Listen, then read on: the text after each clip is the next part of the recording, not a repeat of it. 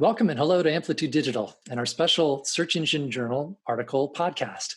This is what we call our director's cut, and this is our chance to just delve deeper into some of the subjects Jeff published this month in the Search Engine Journal, making some controversial arguments about the whole world of SEO studies in general. Basically, the claim that you can kind of decode Google and other search engine algorithms using bad science and just kind of bad data. And it may be well-intentioned, but it is kind of distracting from what actually does work in SEO. We have with us here today Jeff Ferguson, who's the head of all production here at Amplitude Digital and our head pay-per-click and SEO expert. I also want to introduce with us a very special guest today, Jen Hood. And Jen, can you please tell us a little more about your company and what you do?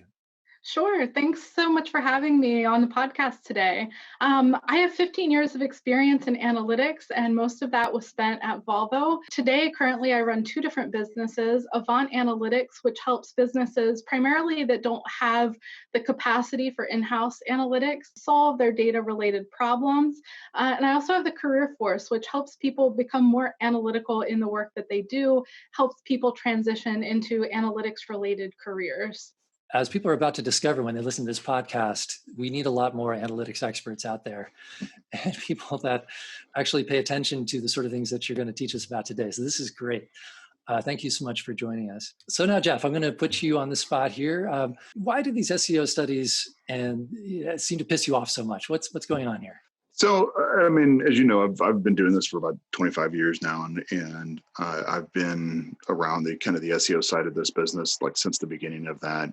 Before it was even really called SEO, it was just something that we did. I used to call it like organic marketing back in the day, and it's something where in the kind of the beginning, I don't know if it was harmless, but it was something where it was approached in a much different way, where people would, early people like Grant Fiskin and a lot of other people would test something on a given website, and they'd try it, and they'd post and say, "Hey, this worked. Maybe we should keep doing this.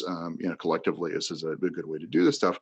And like I said, I don't know if it was harmless, but it's in the sense that it was just very anecdotal in nature, right? They certainly weren't scientific, but they certainly weren't playing at being scientific either. It was something that they were just saying like, "Hey, I tried this, and you could try it as well if you want, and maybe we can all agree on this." And that's about as good as it got. But as time went on and the SEO grew up a little bit, the industry grew up a little bit, we started having better tools available and better data sets and things like that. And companies like Moz and SEMrush and Ahrefs and Backlinko and quite a few others started publishing these so-called studies out in the world that would use this data that they had collected, and either they had their own crawlers, or they had scrapers, or they had a variety of different things that kind of collected this information in one way or the other. And they would make these kind of like broad statements about certain things that they'd notice. And it'd be something like, "Hey, we noticed that, social media activity correlates with rankings," or "We noticed that the number of words in your blog post correlates with high rankings," and things like that. And when you really dug into the articles themselves, there wasn't a lot of backup on how they actually calculated that. You weren't seeing any information on the strength of those correlations. You weren't seeing how they did the study. There was a lot of problems I had with just how they were put together.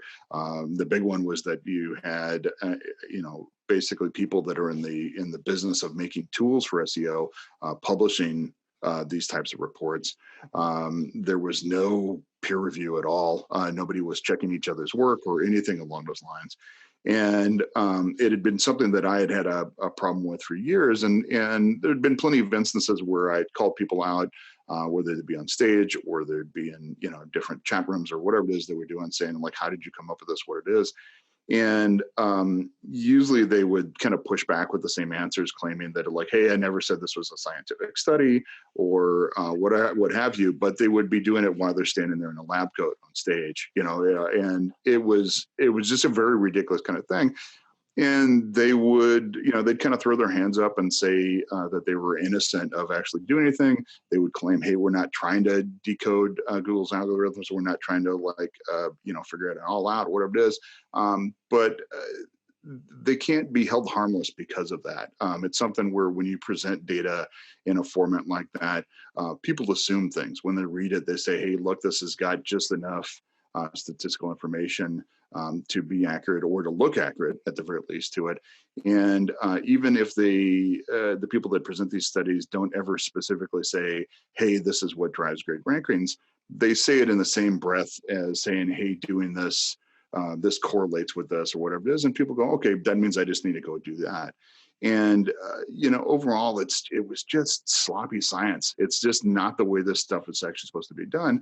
And that was coming from me, somebody who, struggled with math, through most of his educational career. And it's something that I had to get better at to do certain things. And I was going, this is ridiculous. And so, I had pieces of what became this article for years now, and some of it ends up in the book I'm writing on the subject, and some doesn't. But I immediately, after writing another article recently on kind of the legality of some of the stuff that was happening on Google, where I actually brought in real lawyers to kind of help me with the article, I said, well, I need to do this again. That was actually gave it a lot of credibility and, and how to approach the stuff. And that's kind of how we got to the stage of like working with Jen and how we can actually pull this stuff together.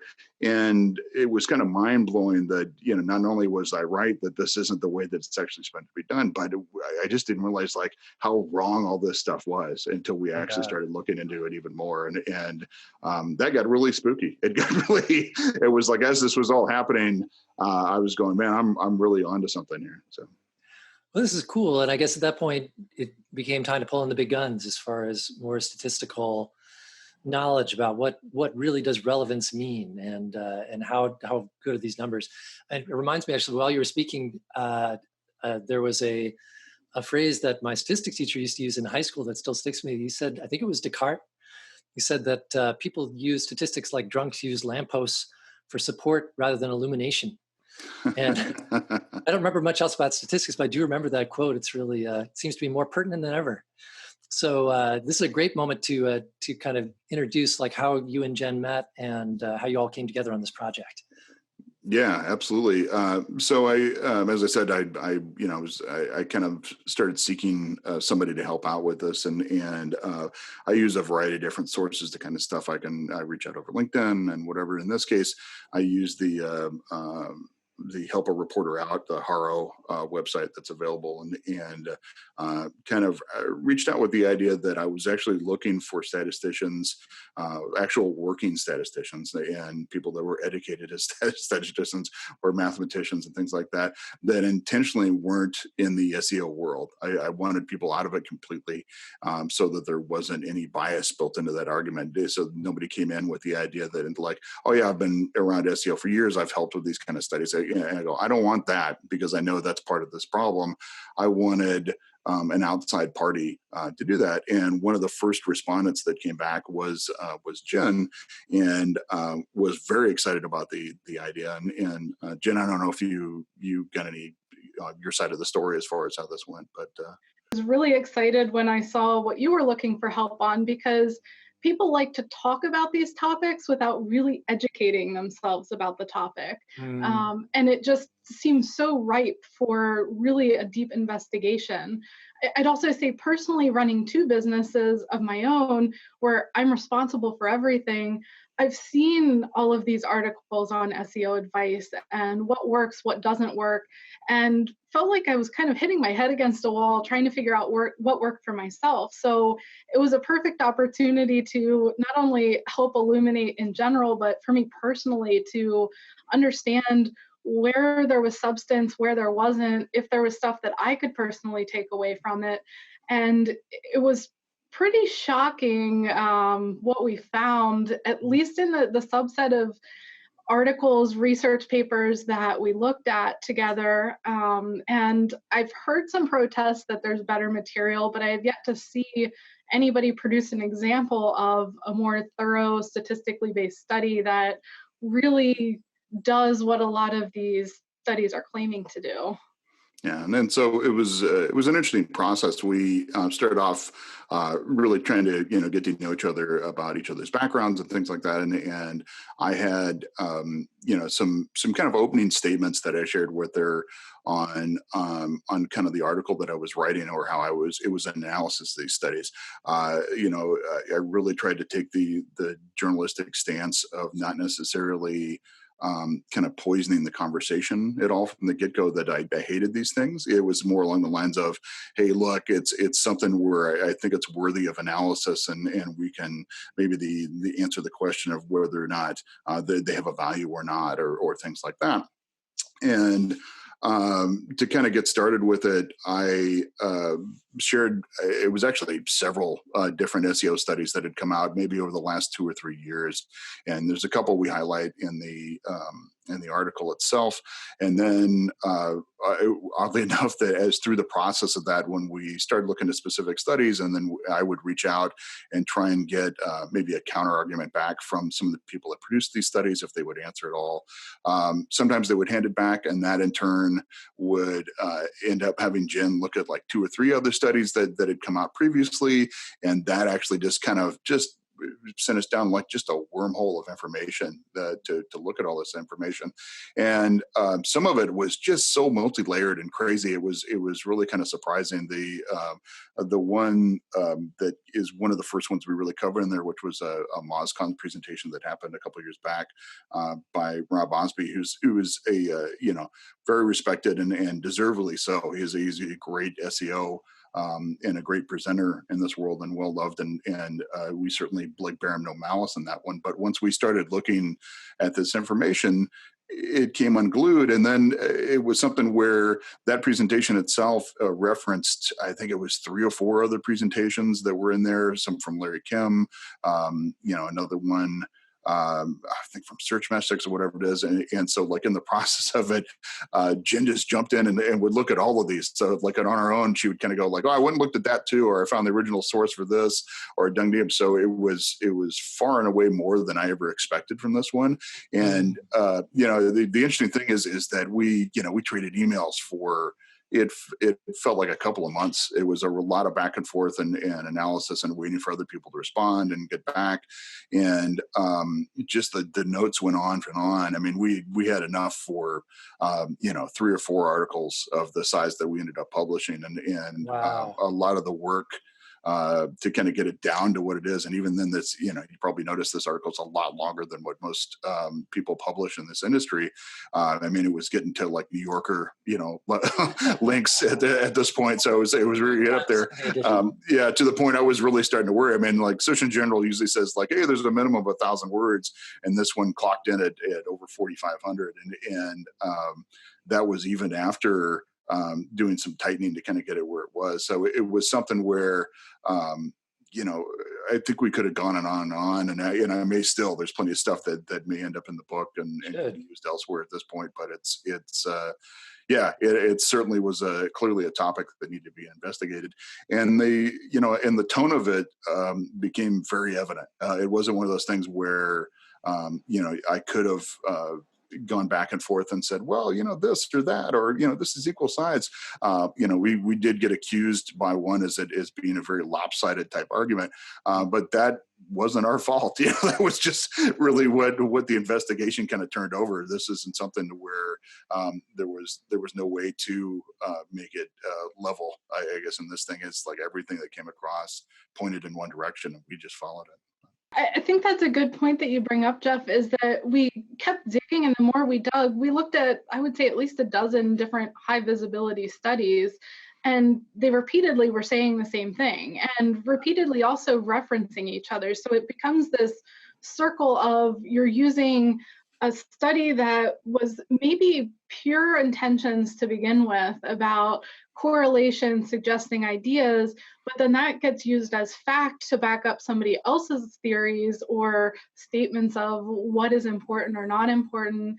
And it escalates quickly until you realize when you unravel the threads in it that there's nothing solid really underneath any of them. And I want to touch on here, one of the criticisms we got was there are people that bring in math PhDs, people that have masters, PhDs, more education than I have in the topic. And this isn't to say that they're bringing in people that don't know what they're doing.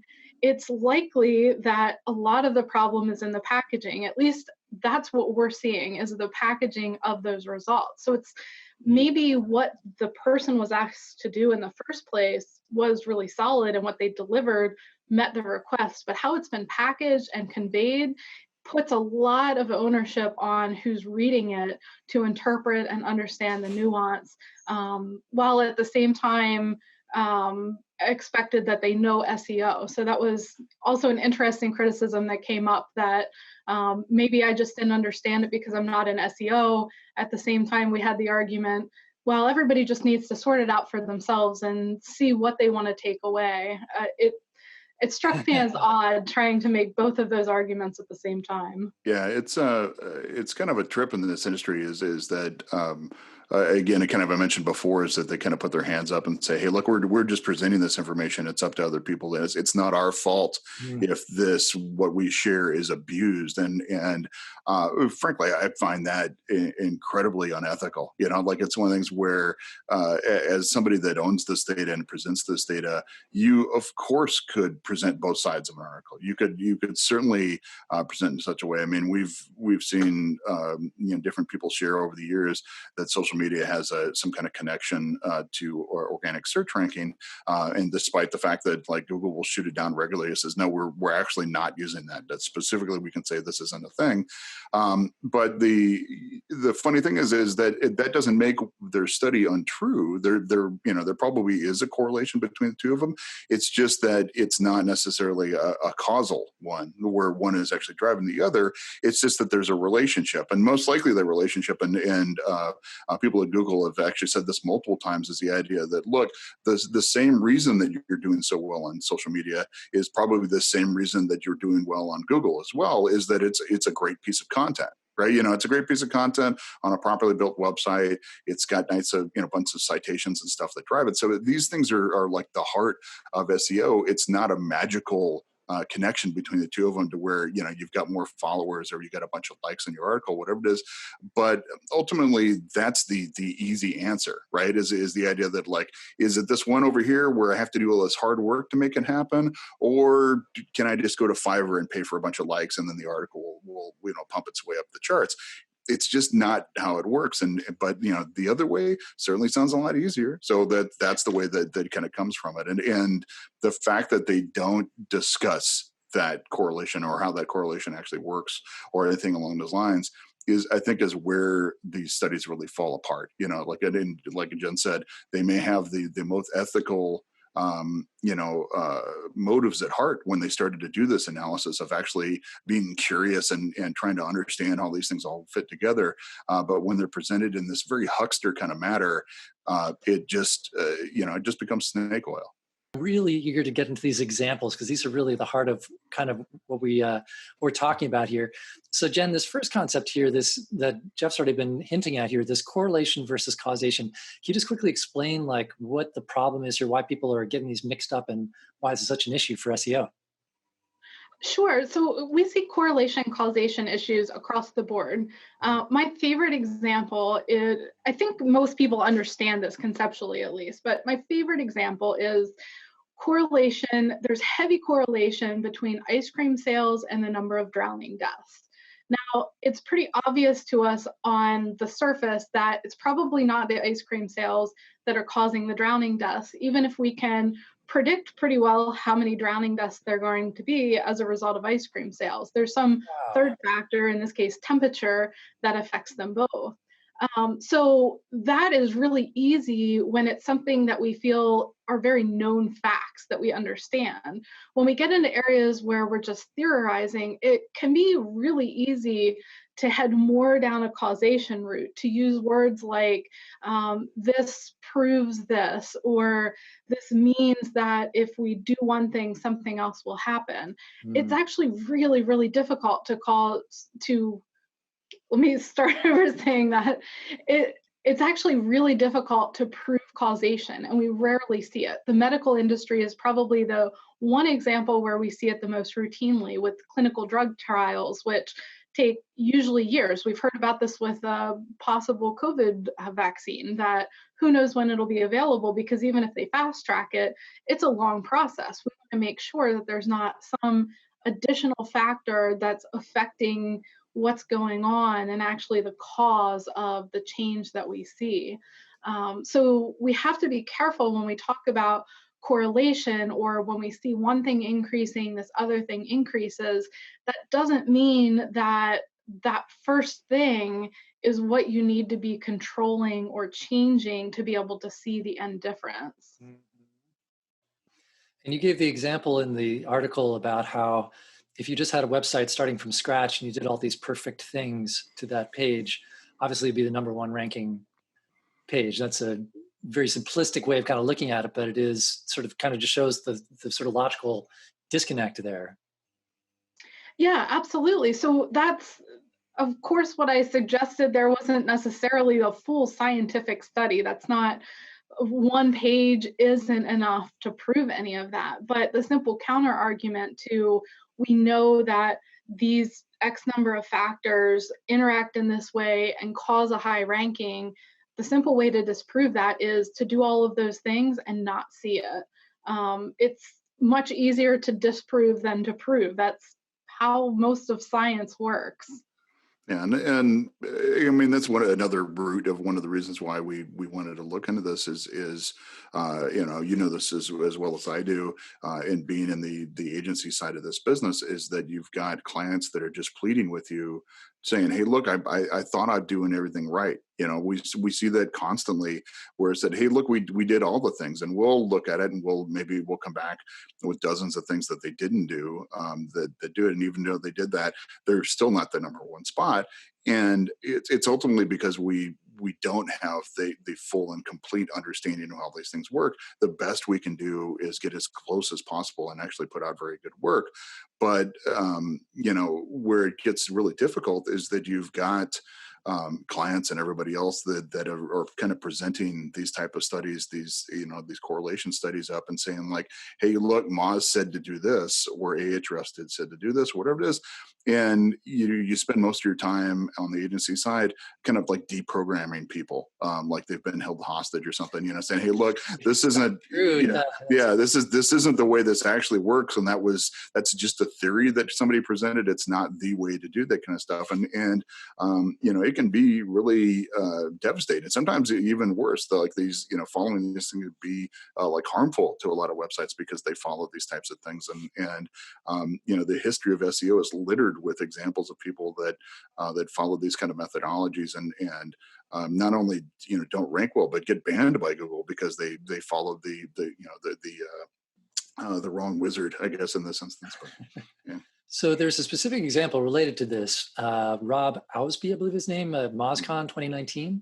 So explain how there's sort of the interaction between what you're speaking about and what he's talked about. Yeah, he presented a bunch of different things in that instance of how things kind of like work together.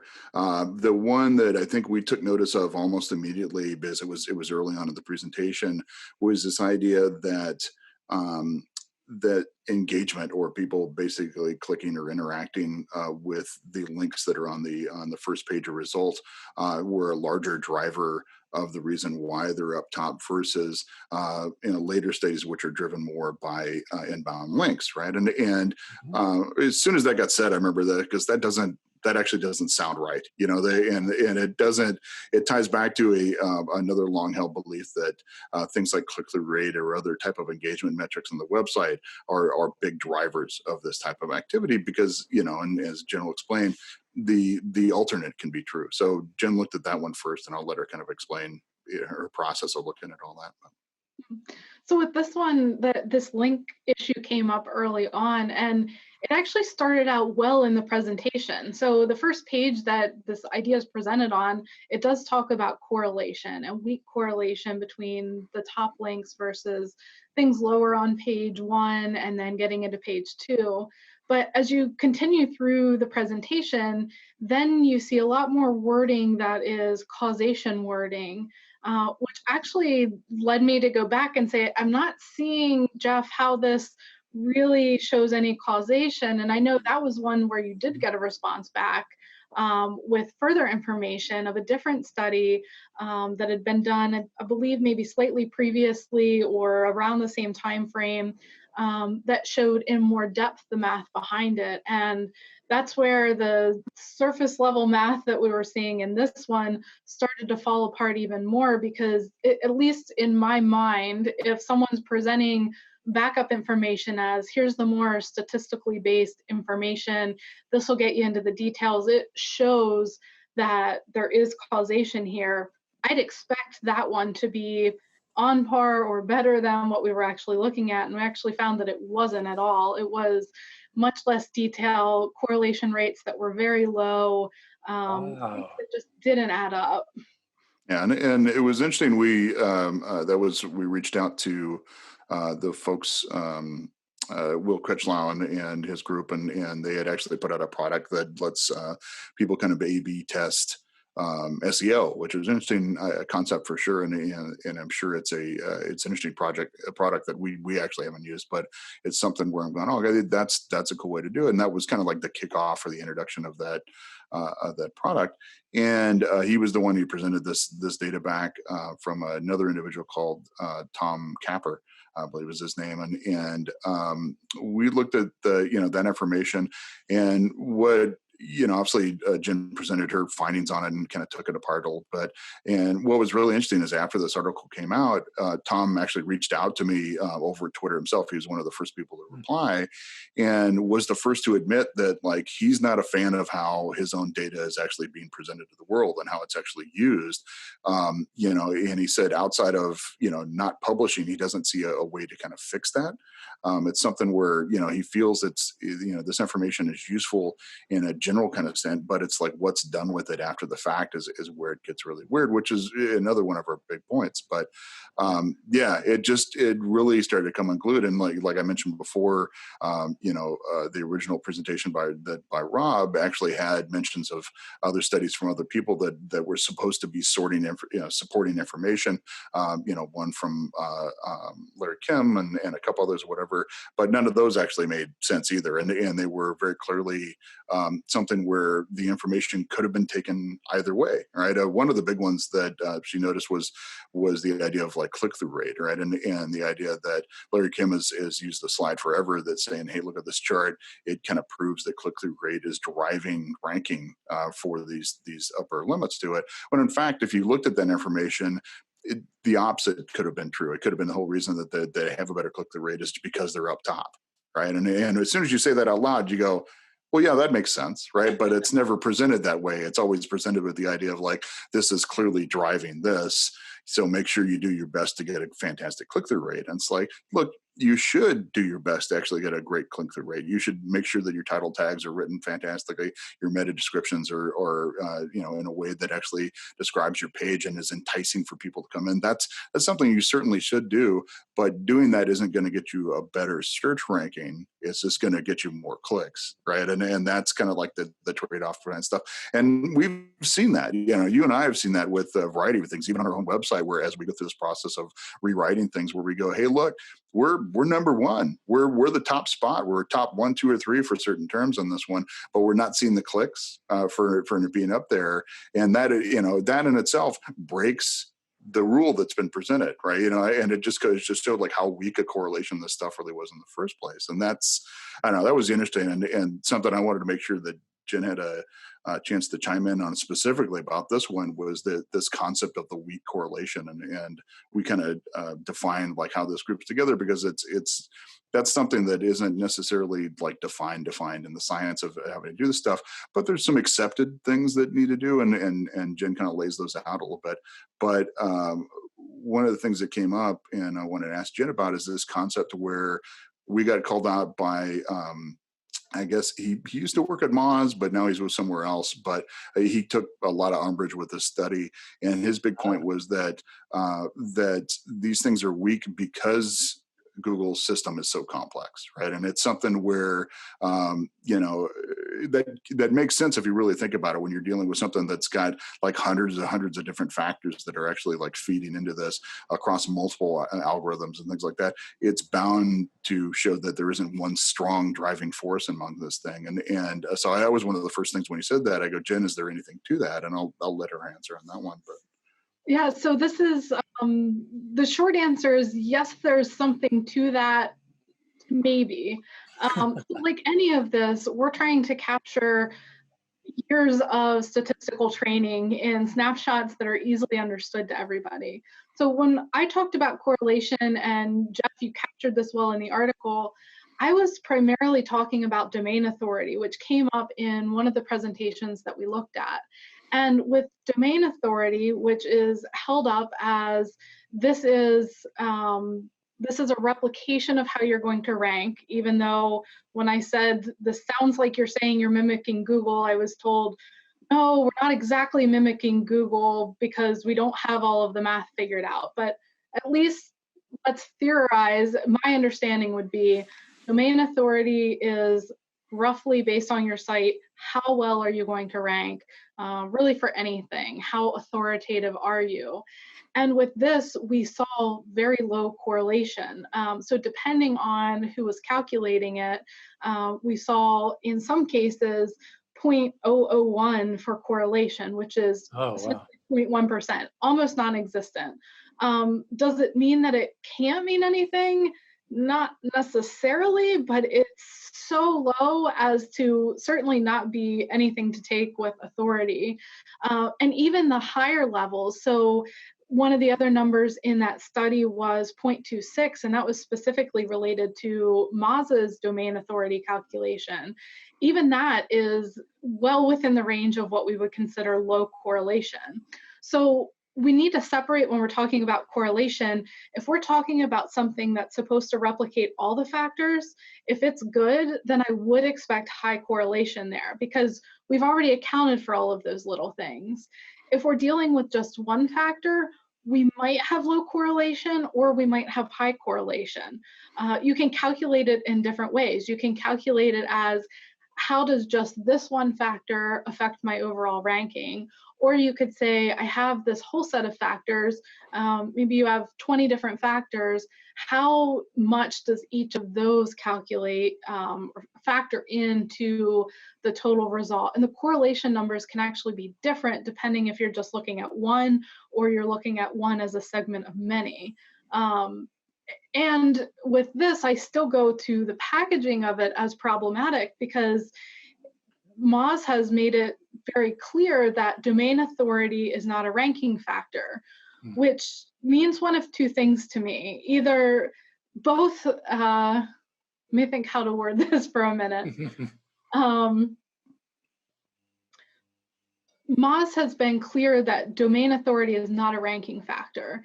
This to me says they know that people are being misled by the information they're putting out. Why would a private company need to tell anyone that their calculation is not used by Google?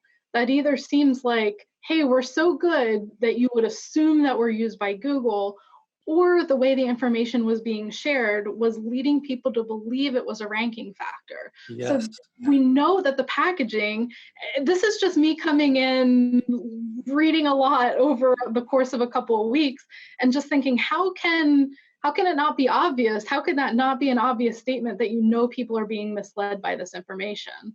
Yeah, and just to clarify too, with the domain authority, just for our listeners that may not know how that one works, is that it is supposed to replicate like a really specific measurement within Google, right? And specifically that associated with links, just the inbound links. So it doesn't necessarily take into fact like the content or the website itself, but it's really just like it's perceived authority kind of in the world. And the interesting thing about domain authority, besides what Jen obviously discovered in there just from a mathematical standpoint, which was devastating enough, but I've been at conventions with people from Google, and we've been in different sessions and things like that, and they've said specifically that not only is like the domain authority is not a ranking factor, which nobody should have like really be assuming that, but the idea that it's just not worth anything. It actually doesn't align with anything that they do at Google.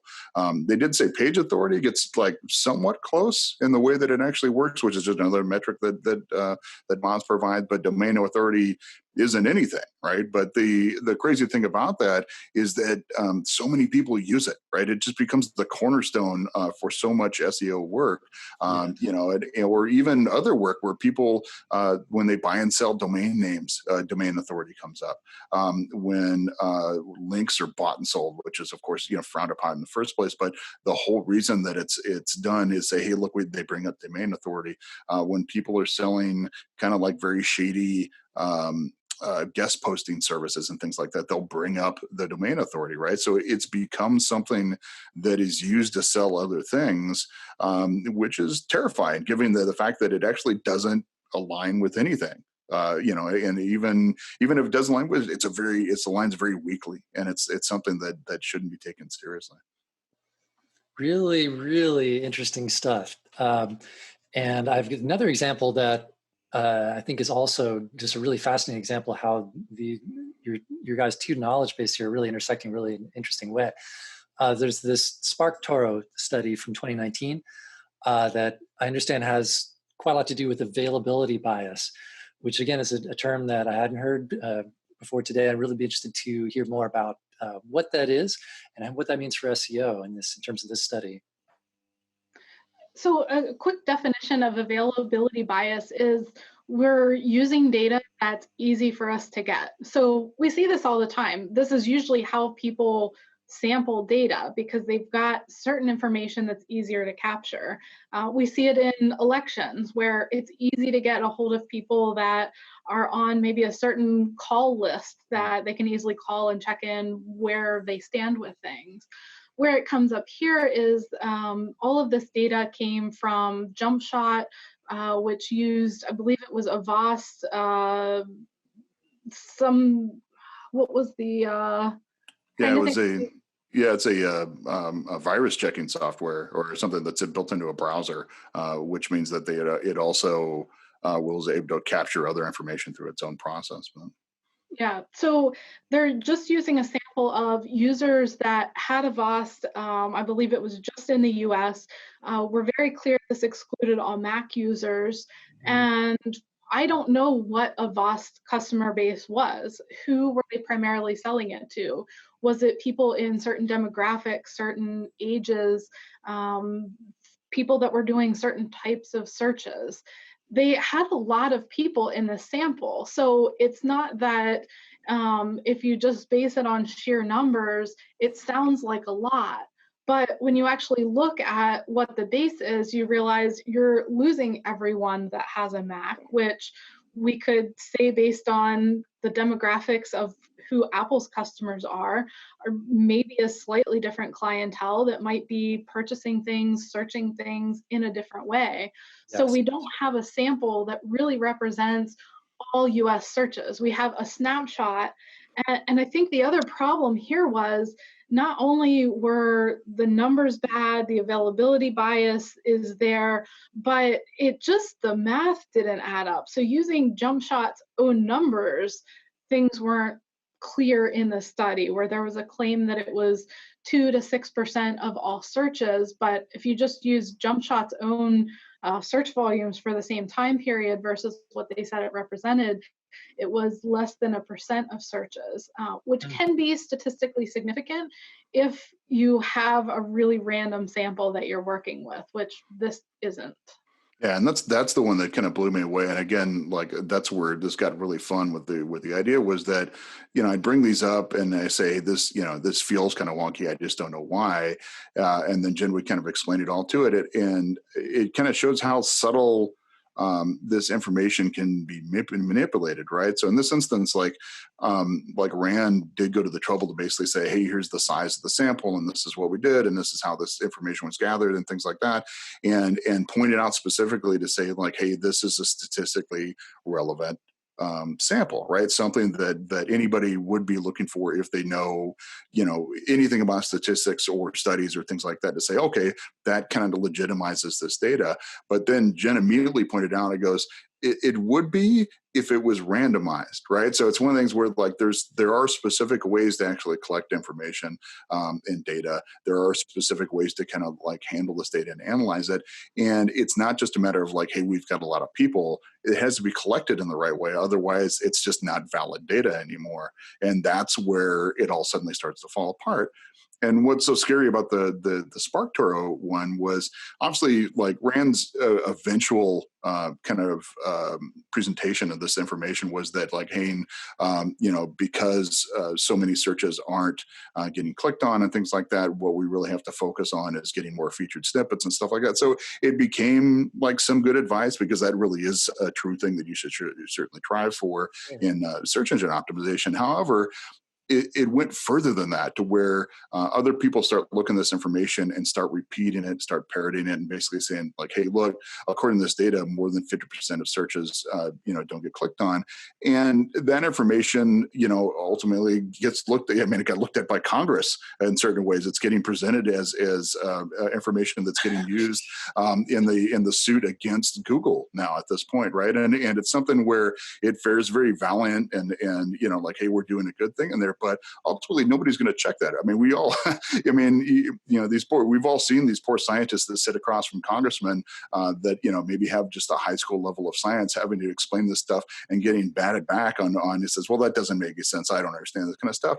So now they've got, bad data to kind of throw back up at this type of information against Google's own people. And like, who do you think they're going to believe in this instance? Like, it's something that actually, props up their own argument, which is the ultimate thing about this stuff. I mean, that's like the biggest bias of all in this is that the idea that it helps people come up with something that they said they've already kind of picked what the answer is in their head. They're just looking for information to prove it. Just data slotted under those bullet points underneath that opening statement they thought in their mind. Exactly. Which takes us right to one of the other biases that I don't remember if it got included in the article, which is confirmation bias. We basically look for data that supports the opinion that we have, and we purposely or accidentally ignore anything that doesn't support our point. So here it's easy to ignore the things that don't support the point. So it's not addressing questions like, what are people searching for, and is it even relevant that they get a click? If someone's searching for store hours, is anyone losing out that they don't click through to the site? Or maybe someone's refining their search because Google didn't capture the intent that they have. This is where context is incredibly important, and you can't just look at the numbers in a vacuum. You have to understand what was feeding into it, what are you trying to answer, and what is contextually, what can you take away from it? Yeah, and that's the one interesting thing about the articles. And so Rand presented this information over like several articles and kind of like reused it and repackaged it in a couple different ways. And eventually started using it in presentations and things, which is done, right? There's nothing wrong with that in itself. However, if you dig back first enough to where there's the first time that he actually presented this information, there is an edit on the article that he basically said, hey, look, I asked a lot of questions about the source of this data and where it came from, and did kind of like cop to the idea that like, hey, admittedly, this includes things like people that do a search and just don't find what they're looking for, which is massive. Like that alone is a big walk away, right? As far as like the information, it doesn't mean Google did anything wrong out there outside of just providing the right results. It's just the idea that like, hey, it just when they were looking for, so they did another search where maybe they did, right? And then there's other things where, as Jen said, there's plenty of instances where information would come back that nobody would have clicked on, right? I mean, and we've all seen this with a lot of the answer boxes that are available on Google now, where if somebody's asking like what day Easter falls on this year, and they provide an answer to, well, nobody deserved to click on that. That's I mean, people used to get clicks for that. And I'm sure there's people upset that they don't, their web page isn't featured for that thing anymore. But it's just not the way it works. When you ask what time it is in Helsinki and it gives you the answer, like, I'm sorry, web pages that were providing that before, that you don't get that click anymore, but you really didn't deserve it, right? It's not something that really should have been in the thing in the first place when you can give that kind of answer. Plus, there were other things that had to do with mobile apps where, both Avast and Rand had just admitted that like, hey, we actually can't track that. We can't track when somebody actually clicks on the stuff because it goes to a different system. It's not the same thing, right? So like you've got all these instances where all these caveats are carved out of it. And then through other data that that you've seen, not necessarily from studies, but just from things along, that we know like actual featured snippets are really only there between like 12 and 15% of the time, like according to most data we're looking at. So that means that of that 50% that got presented, the rest of the things are those instances that Rand admitted to as well. And suddenly the whole argument falls apart, right? But it's presented in this way where the classic thing that like Google is bad, Google is doing something devious, Google is stealing clicks from us kind of stuff, when in reality, like none of that was actually true. But it makes for a great argument, it makes for a great presentation, and it makes heroes out of the people that kind of present this information, because they look like they're fighting the good fight against big bad Google, when the data they're using to kind of prove that just isn't accurate at all. Right. Well, this is kind of the rallying cry. This whole thing is kind of beating the algorithm. We can beat the algorithm with our secrets, our secret sauce, our slightly better ability to read the tea leaves. And it's not a podcast about Amplitude Digital, but it's Jeff kind of speaking generally, like from an agency context. Why would you hire a company like ours or another agency to do SEO at all? Like, what are the things that are truly helpful in the context of bringing in, say, the big guns to help you with SEO? Sure. I mean, I think there's a couple answers to that, and it's not necessarily just about us, but I mean, there are plenty of agencies out there that are completely legit in the SEO space. They do fantastic work.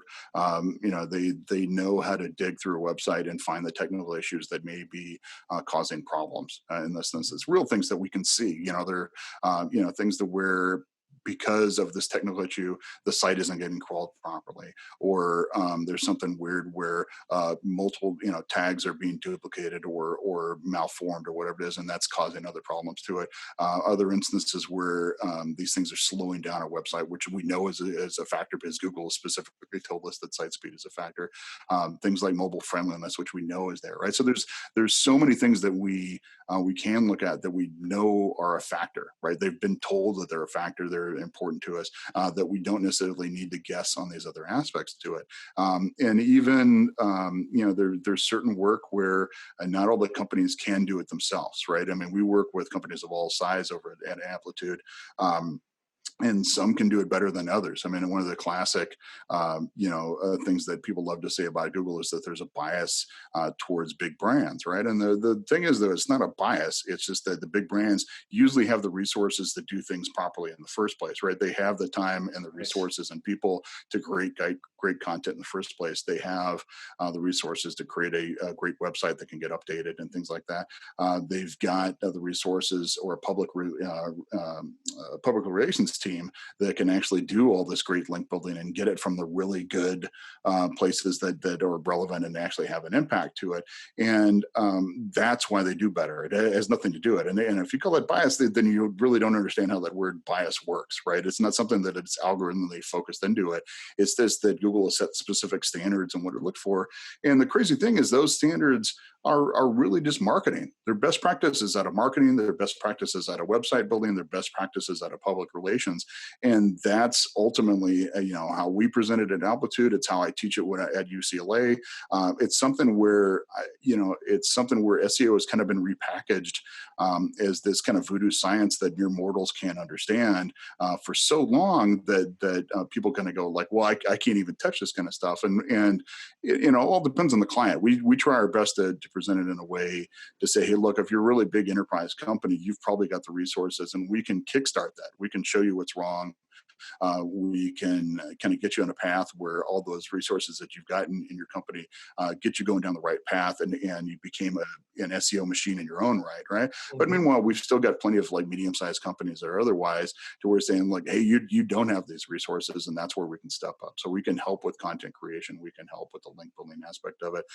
We can help with digging through the website and fixing type of stuff. So there still is very much like a need for SEOs in the world. There's still very much a need for agencies like us that can actually help getting people to it. But what we have to kind of swim through the mires of here is that there's so much bad information that is hindering people from analysis, right. And that's that. And as you know, that becomes a lot of our work too. Is kind of like unscrewing up stuff that was done with that in mind, and saying, I'm sorry somebody took you down that path. That's not how this kind of stuff works, and it's just not But and sometimes there's other things where all the things that are around engagement or whatever it is when it comes to content, we can say, hey, look, it's not a bad thing that you do this. It's good that your content is great engagement to it. It's good that people click on things. It's good that people hang out and read this type of stuff. We're just saying that that's actually not the driving factor of your ranking as far as we know, right? But it's something where it's a good thing, period, right? It's something that you should certainly be striving for, and we can help with those types of things too. But we're not going to certainly promise that by doing that, you're going to rank better. We're going to say that by doing that, people are going to hang out and enjoy your content better. So just try harder is what we're going for. I think it makes sense. When we were talking the other day, you summed up for me really nicely. Just great content based on your audience, great website that's fast, great links from other websites. If you got those in spades, you may not necessarily need a company like ours. But in many cases, there's missing pieces. There's stuff that isn't working. It's like you're trying to figure out where to invest and where to spend the money and where is the lowest hanging fruit. It might not be easily seen unless you really dig into the data. Yeah, absolutely. And we simplify things into those three big piles to make it, easier to kind of like grasp that information. But, not even all the big companies that we've worked with have had this type of stuff. I mean, we've got some really big, giant brands that are on our roster, people like the Smithsonian and Manchester United and things like that. And, obviously I'm not going to tell all the things that were wrong with it, but it's something where, we certainly had a lot to present when we gave that audit to, and they jumped in and fixed those types of things, and their sites are better for it. Oh, man. Well, you guys have been very generous with your time today. I could just talk about this for hours, but I want to give you a chance to just say a couple final words about, what this kind of meant to you and what you learned from it. My takeaway is that there's a lot of room for experimentation with all the information in these studies, but if you're looking at them for answers, it's not the right place to be looking. And I think that would save people a lot of headache. That maybe for you guys in an agency setting, you see areas where you want to experiment based off of those studies. But for the average person, the average company, they're not necessarily going to gain anything from going down the rabbit hole of reading these studies and seeing what's mentioned, because there's not any science, or there's so minimal science or lack of relevance to the average site, the average user, that it really doesn't make sense. And they're also trying to greatly simplify things.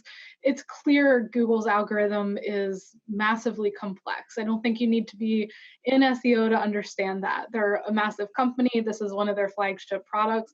Of course, they've got a lot of people dedicated to it. So if you think that you can recreate it with one or two people doing a study for a small snapshot in time, then that's definitely anticipating more than anyone should ever expect. And with the changes over time, even a study that would have been good 5 years ago, which some of these studies are referencing back to, they're not relevant today. They're not good. Maybe 10, 15 years ago, the information that was being used would be sound because it was such a small population, a narrow user base. But right now, there's not really useful information to take from any of these studies for the normal user. And kind of like to cap that off as well is that I wanted to make sure, and I do cover this in the article a little bit, is that we weren't really necessarily trying to like call these people charlatans or that they were necessarily trying to be evil or do anything wrong. Right. It's just that one of the things that what we hoped that the takeaway from this was that they could do better. Right. There are ways to do this kind of stuff, and we actually do outline some of the ways that this information is supposed to be done. There's ways to do this type of statistical analysis. There are scientific methods that need to be met to be able to present this thing in a serious manner that we do it. And we're happy that this information is presented so that it can possibly inspire people to test certain things, whatever it is. But it's something where if you take this up and hold it up as the holy grail of why certain things happening, you're going to be disappointed, right? And I think the real big capper to that, and the thing that kind of put a lot of confidence to it, came like while I was writing this article, where Google itself, John Mueller from Google itself, basically said like, "Hey, look, he's worried that people find this information useful." Right, it was amazing, right? And in the kind of postscript discussions in this on social media, where people were going back and forth, that we got a ton of like classic SEOs that basically said that that they were so happy that we presented this information the way it was. They were glad it was so thorough and all that kind of stuff, which certainly warmed my heart. But probably the biggest one to come out of this was the head of marketing from SEMrush, who basically just said, "Yes, we can do better. Like we can do much better in how to handle this data, and we hope we can work with everybody on a way to carry this forward and do it," which is the right response. We had plenty of people that from this industry that kind of like poked out and tried to tear it down and tried to do all kinds of weird things with certain aspects of it. They loved to tear apart the Mulholland story in the beginning of it for some reason, right? Which was like just completely missing the point of what everything we presented. But it's one of the things where like, in the end, like that isn't the way to look at this. It should have been looked at from the way as like, hey, look, there's a lot of valid points here and we can do better. Yeah, and I want to build on top of that a bit, that all of these studies we looked at have a valid place as long as you understand the context and limitations. It's not like everyone should wait until they have a perfect amount of data and the perfect conditions to start looking at things, but everybody does need to understand what the limits are and what people should take away, and make sure that that's really clear to anyone that's reading these studies, that they need to know the limitations, that it's just experimentation, that it's not recommendation that you go and do something. And that doesn't come through in any of the work that I was able to look at. Or just about anything I've looked at in my 25 years of the business. Well, let's hope this is the beginning of something new and, new wind perhaps blowing through our industry. It's a good chance now we're all here at home to take a look at sacred cows and think about, how we can do better in the future, as a whole community, as an industry. So Jen Hood, Avant Analytics, and Jeff Ferguson, Amplitude Digital, thank you guys so much for joining me here today. The article is "Do We Have the Math to Truly Decode Google's Algorithms?" Available out now at the Search Engine Journal, which is one of the web's best SEO news websites. And please stay in touch with us here at amplitudeagency.com. And stay tuned for more. I'm going to put links to Jen's companies and, of course, to Amplitude and to these articles around in the description on the video. And please keep in touch with us for the future. Thanks very much, guys, and we'll see you soon. Thank you. Thanks.